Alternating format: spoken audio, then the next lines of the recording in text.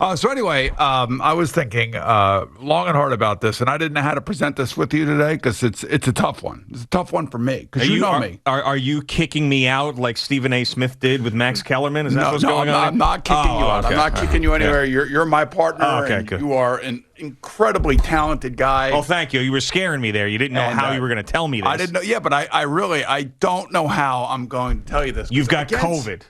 No. Oh, okay. It goes against everything that I am and who I am. Because I'm not about a sinking ship. I'm about standing tall on the bow and letting people know that I'm in charge. Okay. All right? Yeah. And fair. that's why what I'm going to say to you this morning, it actually hurts me to my core. And I need you to kind of get me through this. Oh, you need me to be positive and get you through it. You Yes. sure you've thought this thing out? I've fought this long and hard. Okay. All right. Very good. I don't think it's the Yankees' year. Oh! I don't think it's their year. Oh, man. And, of course, if you had missed the show a month or so ago, I had said that. You did? Boomer came on and said, "Stop! You're telling me it's over. That's ridiculous." Yeah, but then, that was 3 weeks ago. And then they ended up winning the 13 straight, and then this record, that the win streak that they hadn't had in a very long time. And now, as we sit here this morning, as they are losing game after game, they can't hit anymore. And Gerrit Cole exits last night with a hamstring tightness issue. Boomer is now saying it's not their year, but they are now in a position that they weren't then when I said it, which is in a playoff spot. They still have that first wild card. You know what? I mean, so you're trying to bring me back to like the realization that they are in a playoff spot. You know, before this all went down, they went on a 13-game run. You basically said their season was over. Yeah, that was prior to the trade deadline, Yeah, right. and they got some juice in there. And I know Gallo's been terrible. He's been awful, but Rizzo gave him a little juice. It just felt like that was a significant moment in their season. I don't know, man. I just, after watching last night and seeing what happened, and I got home when Gerrit Cole was coming off the mound, and it was just, and they were talking about it ad nauseum, and it was a rough one to watch last night. And this is like 2 games now where Toronto has just come in here. I mean, and this is just like, I don't know how to describe it other than just an ass whooping. Yeah, they're one of the more, the Yankees are. The Yankees are one of the more confusing teams that I have watched in New York baseball for a very long time. Because when they are good, they are as good as anybody in the game. Just wiping everybody clean, 13-game win streak. You hadn't seen that since the 60s. And when they're bad, they look as bad as the Mets do when they're bad. They can't hit. The defense is horrendous. The bullpen is terrible. The starting pitching isn't any good. It's an injury here. It's a COVID situation there. But I do believe that they are capable of another run in there. I do. I think that they are. I'm telling you, I don't know. You can't win 13 straight and then completely fall off the face of the earth. They have. I mean, you got Gerrit Cole out, Jonathan Loizac is out, Zach Britton is out. I mean, those guys, that's 3 of like your main guys. And look, we're dealing with it as Met fans because we're missing DeGrom. Syndergaard's never coming back. We may never see him in a Met uniform ever again when you think about it. That's fair. Yeah. I mean, and it's like all these guys. And Steven Matz last night, he pitched great. He pitched great last night, you know, and you have Zach Wheeler down in Philadelphia pitching great. And I'm like, Jesus, everywhere else you look, these guys are playing great. And of course, the Mets and Pete Alonso had 2 home runs last night. So that was great. So they're still in the mix. They're only 3.5 out. 4 in the in the division, 3.5 out in the wild card. I mean, and they took care of business last night. I don't know how they're doing it with their pitching staff. I mean, how many pitchers have the Yankees and the Mets gone through this year? I mean, I don't think that's uncommon in Major League Baseball at this point. It goes to show you, is 162 games, I mean, like it is a war of attrition. That's why. That's why ultimately what it's going to come down to is going to come down to the last 10 games of the seasons for both of these teams. Sure. And we know that, but I got to tell you, if I were a Yankee fan this morning, which I'm not a Yankee. You know, I've heard that before. I've heard you. But I try to do these things objectively. So when I see something good, like Velasquez should be at short, he should be at short. Well, that's all there is to it. Right now, in the short term, we said this yesterday. Yeah. Gallo and Torres have got to be out of the lineup, and they off were, the field. and it didn't help. And maybe it was because it was like, but Gardner and Velasquez got hits last night. Still, they only scored 1 run. Yeah, but the other guys have got to pick up their game. Sure, of course. I mean, LeMahieu bad, Judge bad last night. Yeah, not so good. Those guys look listless, and I can't believe it. I can't believe I'm even saying it about those guys because those guys are true pros. So when you say that it's not their year, are you telling me that they're not making the playoffs? It's just not their year. So are they not making the playoffs? It's not their year. You're telling me it's done then? It's just not their year. So does that mean that they're done? I just said it's not their year. That's all I'm Meaning saying. that they're not going to win a championship, or they're not going to winning a championship. Are they going to make the playoffs? Yeah, they're not winning a championship. Will they make it to the ALCS? As long as I've been around here, and I've been around here a pretty long time. Yeah. It's always about the championship with the Yankees. They keep throwing the championships in your face. Of course. And they throw, Monument Park in your face. They throw the pinstripes in your face. They throw the fact that you can't have a beard and long hair in your face. That's right. It's all in your face. In your face. It's all about culture. Yep. Like we got the Mets. We got what kind of culture we got? I don't know. You got the. We need to be culturized over there in Queens, but we're not going to be culturized until they clean house and they figure it out. You got the owner over there responding to Mark Malusis' monologue videos. Well, you got to understand, Moose is the man. So anyway, here's the deal. That's what's going on with the Mets. Here's the culture over there at the end. I can't believe what I'm watching.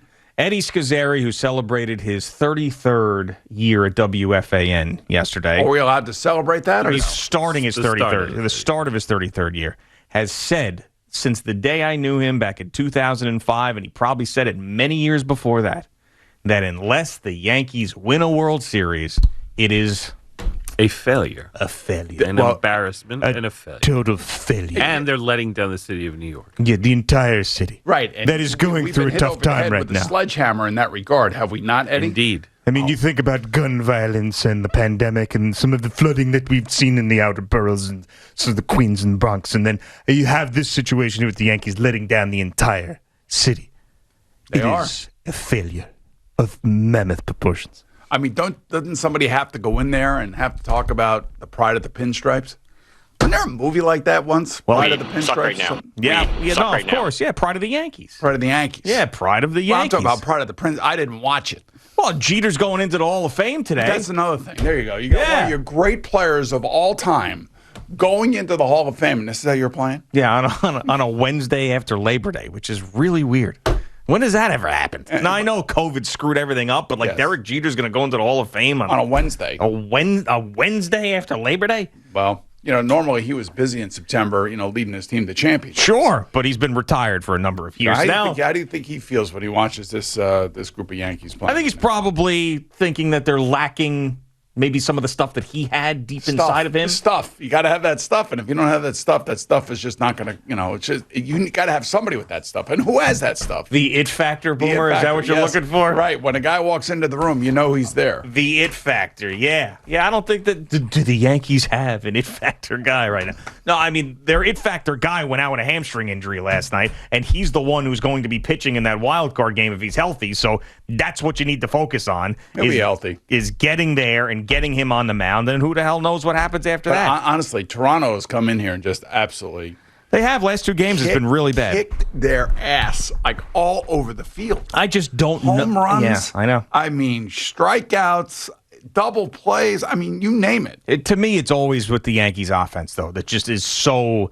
It's such a conundrum that you can have these same guys that can pound other teams and then go into these extended slumps where they look like one of the worst offensive teams in baseball. That's the thing that is confusing to me. I mean, American League, you're always going to have teams that mash. There's a bunch of them in the AL East.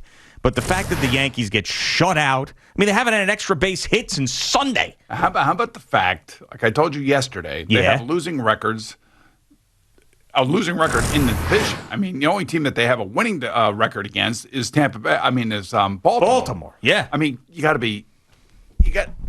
there's something wrong now all of a sudden. How do you go winning 13 games? I don't know. Looking like you are an unstoppable force, and I know injuries get in the way, but maybe, I don't know, there was just something really good about what was going on, especially like the second half of that 13-game winning streak. And then they lose that really tight game in Oakland. Then they lose the next one in Oakland. Then they go to the Angels, and they get pounded by the Angels. Then they come home. They get pounded by the Baltimore Orioles, and now they're getting, literally upside the head. Well, by and the last Toronto night Blue Jays. was supposed to be the stopper night. Gerrit Cole was supposed to put an end to this, get back in the win column, and it doesn't happen. Offense disappears again, and he leaves with an So injury. you kind of agree with me? It's not their year. Oh, I told you that many months ago. Well, this is a different story now. Now we're closer to the end, and things have changed. Things have settled down now. Injuries have now taken hold. Well, the thing that I said at the beginning of the year with the Yankees before they played a game, I still think will hold true, which is that they will get into the playoffs and then lose to a better team like they do every year. That's what the Yankees story has been. They're good enough in the regular season to get to the postseason. They're like the Knicks. Well, the Knicks have been one of the most pathetic franchises in sports. I mean, this past year with a new coach and a newfound pride and a newfound culture, they got their way into the playoffs, and they stood with the guys that got them there all year long, didn't make any crazy trades, and gave the guys a chance to try to win, in the playoffs. They did. And of course, the Hawks took care of business, but because nobody could cover Trae Young. I mean, it'll be like the Yankees. What it'll be like. That's what I'm saying. It'll be like, no, I'm talking about the Yankees will be like the Yankees because they get into the playoffs, they lose to the Red Sox. They get into the playoffs, they lose to the Astros. They get into the playoffs, they lose to the Rays. And never in any one of those series that they have lost in recent memory did I think that the Yankees were the better team and choked it up. I thought that they got beat by the better team. And I think the same thing's going to happen again. I mean, that's what their story is. They're good, they're not good enough. But you remember that when they didn't have what they were calling a balanced lineup, they didn't have enough left-handed sticks for the short porch. Right. Is that what you're looking for? And then what happened? Well, they went out and got a couple, and then one can't hit a bull in the ass with a paddle, and the other guy's been okay. But he had COVID. But he had COVID. But the thing about the other guy, we're talking about Rizzo, is he lit a fire under Luke Voigt's ass. Oh, yeah. And then the mismanagement of Luke Voigt when he's in the middle of ripping the cover off the ball. No, now you can't play. Yeah. I mean, I strange don't know what year. to tell you. It's Odd year. Crazy. It's a weird year for both of these teams, is it not? Watch the Mets go deeper in the playoffs. Oh, no. Don't do that. Come on. Please. If that were to happen, that would be one of the strangest storylines. By the way, the Mets are a game over 500. The Yankees are 18 games over 500. I understand that. I mean, we're talking about two different stratospheres here. Well, we play in a real league. We play in the National League. Come on. Gonna go real league now? The NL East stinks. I mean, come on. So it could be the worst. It is, I believe, the worst division in baseball. So what? Okay, yeah, but that makes it even worse. But there's a chance you could get two NL East teams in the playoffs. Yes, still. You're right. 100%. But it makes it even worse that the division has been this bad and you can't win it when you were in first place for so long. What is this? That's a one finger up, an index finger. One. Yeah. What is this? That's a 6. And what is this? 2. Right. We're not there yet. 162 games. Right. Too many We're not games. there yet. Too many games.